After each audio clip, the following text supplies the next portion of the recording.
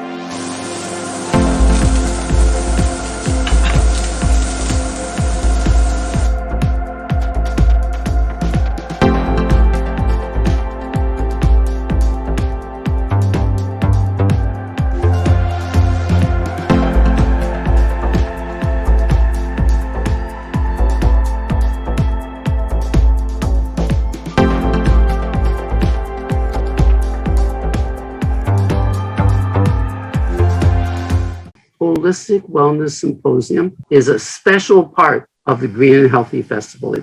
And one of our guests for the English section, which is on the 24th and 25th of July, Benjamin Tay, who is part of PM Haze. And we're going to let Benjamin explain to you more about PM Haze. But I just want to highlight that Benjamin's talk is on the 25th of July from 2 to 3 p.m. So you can go online and purchase a ticket. So let's find out more about Benjamin Tay, a fascinating person. So Benjamin, tell us, what attracted you to the Green and Healthy Festival? What's PM Haze? Give us your elevator pitch for PM Haze, and how does it fit with the Green and Healthy Festival? Hi, George. Thank you for the introduction. Thank you so much for giving me the opportunity to be here. So, what you mentioned about the Green and Healthy Fest, I think health and the environment actually come in hand.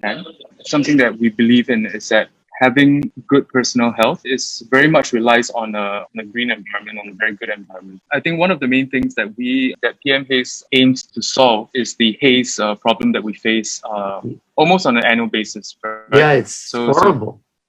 So I think from a public health point of view, we get haze on an annual basis coming from the region, right? Coming from our neighbors. This haze is a form of kind of toxic air pollution. And this air pollution, a lot of times we feel that, it's an environmental thing, it's seasonal, right? What can we do about it, right? And as consumers, it's very difficult for us to link the problem to our own consumption habits. So what PM Haze does is that we try to help people understand how air pollution, how the haze is actually linked to our consumption behavior. Yeah, so I love the title of your talk. We breathe what we eat. That's I've heard you are what you eat, but I've never heard we breathe what we eat. So can you explain that to us, please? Yeah, sure. I think we came out with this tagline because very often, especially in the course of my work, right, is that we try to educate people on the fact that when you decide on a particular product to consume, right, this product is actually linked to the air we breathe, right? Ultimately, that's why we call it we breathe what we eat, and it's very much linked to the products that we purchase, that we consume. I guess it is made in conventional ways to not protect the environment at the same time, right? So we want to encourage. It's very hard for us to tell people that please don't eat any agricultural produce, right? Because that's not possible, right? For sure. Whether you're a meat eater, whether you're a vegan, whether you're a vegetarian, you have to eat, right? And this comes from the land, right? And the most importantly, I think that the food that we eat has to be grown sustainably and has to be grown responsibly. Right? I think that's the main thing that we try to advocate for, is that when we go out to eat, we can choose a haze-free eatery, for example. Eatery that chooses sustainable palm oil has an ingredient to use in their cooking. So right? what does sustainable palm oil mean, please? Right. So sustainable palm oil is palm oil that's produced sustainably without the use of fires to clear land, without the use of Okay. right, without deforestation, right, Mm. without the new development of peatlands that harm the environment, and Well, and yeah. So let's say that I'm a palm oil farmer and I did my harvest. So now I have to clear away the trees. Is that right? So the quickest, the easiest, the cheapest way is to burn them. Is that right? right. So typically, if you're a oil palm tree farmer, right, if you're a farmer on the oil palm plantation, um, the various I guess the various reasons why you would use fire is firstly if you were to be clearing land to grow new oil palm trees, right? Right. So for example, this was a rice field before, right? And you needed to Mhm. clear the land, or it's a land that wasn't used before that is full of weeds that you need to clear to grow oil palm trees, right? So Right. you need to clear the land and you need to do something with the waste, right? And of course, the easiest and cheapest way would be to burn the waste, right? Mhm. And very often, it's not as simple as we understand it to be, right? Mhm. So having been to the ground, having spoken to some of these smallholder farmers, right? The challenge is that if you're asking me not to burn the rubbish or rather not to burn the waste, right? But what am I going to do with it if there's no infrastructure for me to actually clear the waste? So What kind of infrastructure giving are the you analogy talking that about? right, so giving the analogy that in Singapore when we throw our rubbish into the bin, right, Mhm. someone comes and picks it up, right, and brings Right. it to the landfill or brings it to the incinerator, and that rubbish kind of is dealt with in the best way possible at this point, Right. right? Yeah. Whereas in remote regions in Indonesia or Malaysia, for example, it's quite difficult to do that because firstly there might not even be roads for large machinery to come in to clear the land, Right. right? Yeah. Things like that. So that's where so then you understand how then it's difficult for people to actually clear this agricultural waste, Mm. right? So what our support for sustainable palm oil really is about, right, is that if we increase our demand for sustainable palm oil, which also means that we I guess in the long run will want to pay more for sustainable palm oil, which Mhm. takes into account all these sustainable agricultural practices that needs to be put in place. This extra Right. money can then be used to maybe perhaps buy or rent machinery for them to clear the land, build roads in the future, things like that, so that they can then produce sustainably in the long run. Mm. Yeah, so I think that's where we have the ability to vote with our dollar. We have the ability Right. to use our money, put our money to good use. But this really starts with the fact that if we can increase our demand for sustainable produce, like sustainable palm oil. Mm. Sorry to be so blurred, but Sure. why does the farmer have to clear the trees after the harvest? The palm oil trees only bear fruit one time, and then you have to No, plant new trees? yeah, so they don't actually have to clear the trees after the harvest. So what I was talking about is if the land were to be cleared for agriculture, for palm oil Okay, agriculture, was used for other kinds of agriculture in the past, right? I So see. the other way for them is of course when they grow the palm trees, when they mature, then they bear fruit, then they harvest the fruits, and this fruit is then made into the oil. Right. Yeah. So how long can one tree bear fruit? The typical life cycle of an oil palm tree is about between maybe 25 to 30 years. Wow, that's a Yeah, long yeah, time.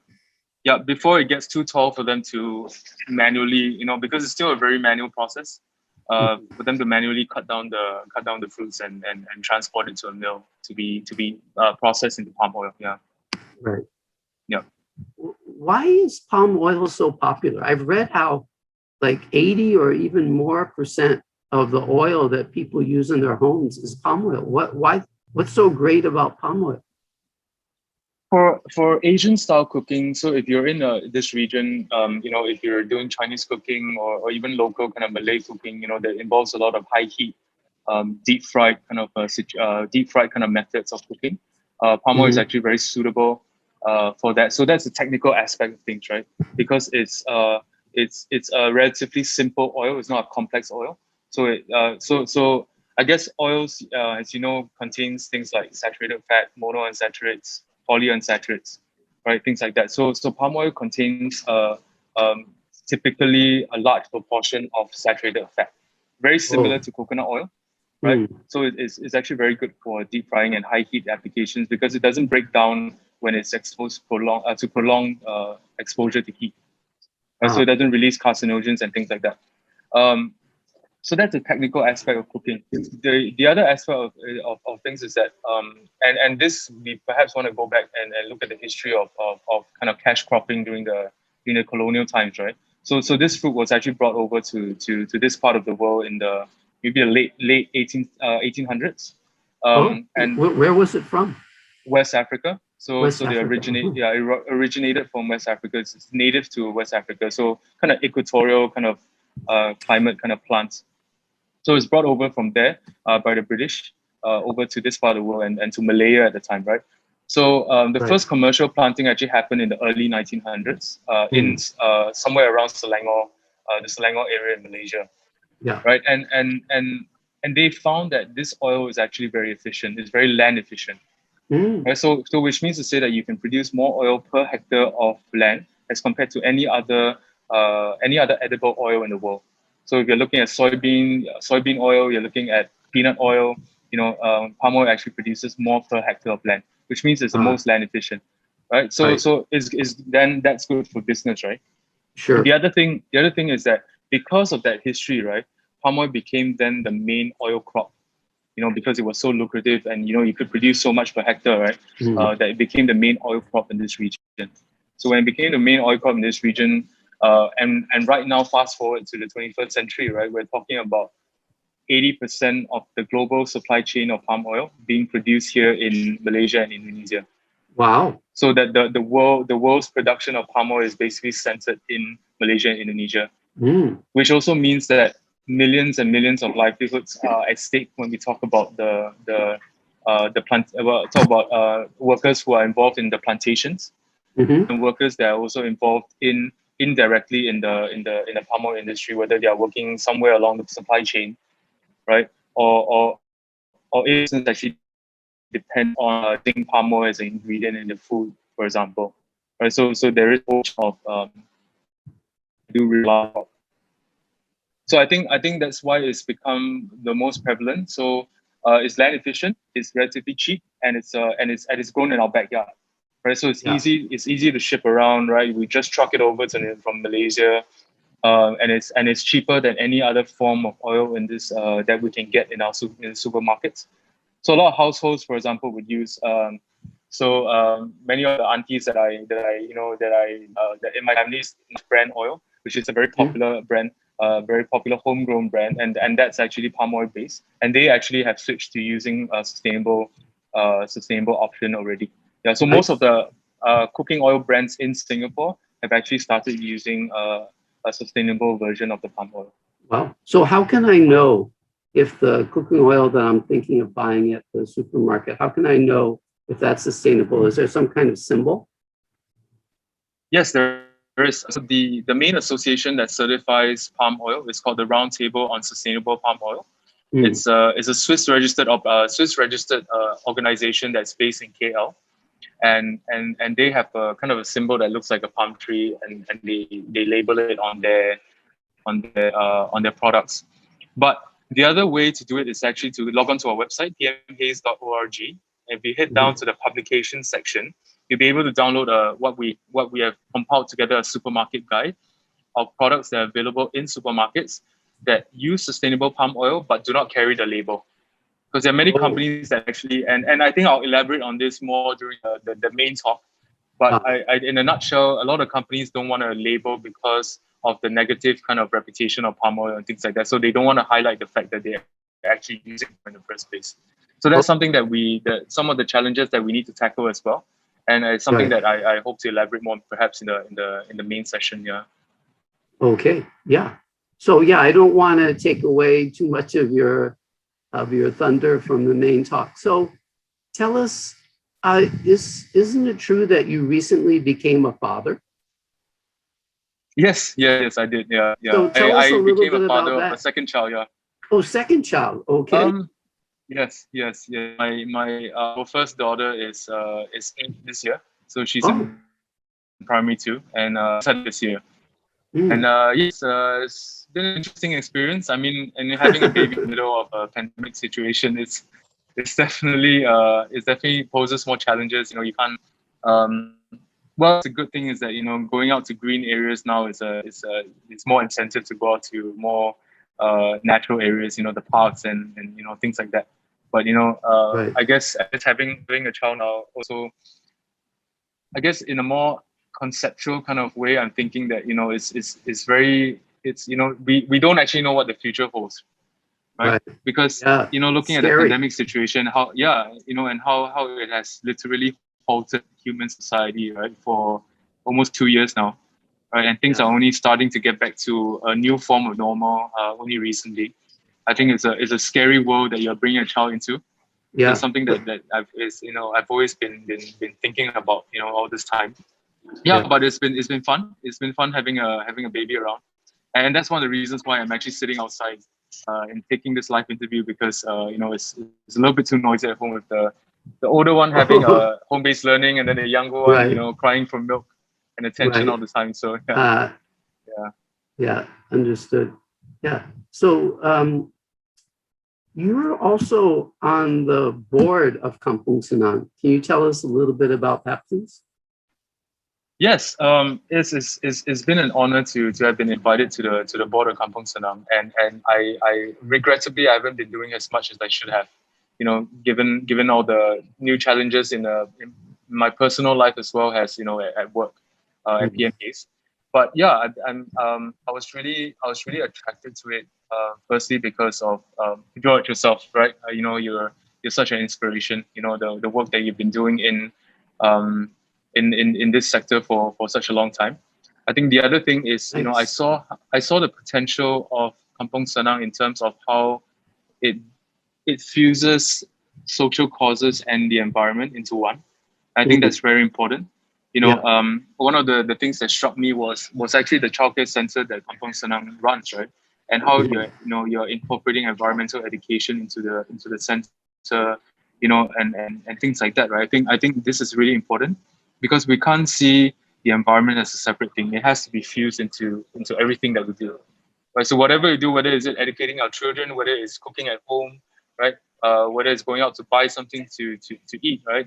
We have to be thinking about how we are protecting this place that is, giving us life, in the first place. And so I think that's really good. And having this holistic wellness symposium, this green and healthy fest, I think we've been doing this for quite a number of years already. I think it's really Six meaningful as years. well.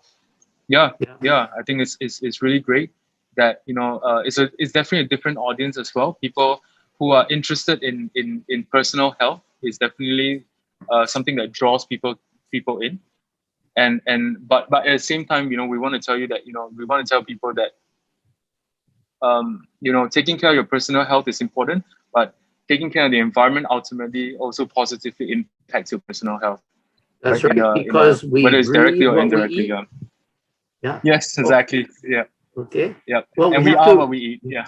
Yeah, we are what we eat and we breathe what we eat. So, yeah, like you say, what we choose to eat is so impactful. And Kampung Senang shows us healthy, sustainable ways to eat. Thank you very much. And let me remind everyone that you can hear a full hour of Benjamin's experience and wisdom on the 25th of July at 2 p.m. And to get your ticket for Benjamin's talk, you need to go to http://bit.ly, bit.ly/Benjamin Tay, Tay. And then you can get your ticket there. And you can also go to the Green and Healthy website and find out information about the whole festival. So thank you very much. And I really look forward to hearing your full talk on the 25th of July. All Have right. a great Thank day you, ahead, George. Benjamin. And I Yeah, look you forward too. to meeting your kids. Yeah, definitely. Yeah, soon. Okay. Yeah. Cheers. All right. Cheers.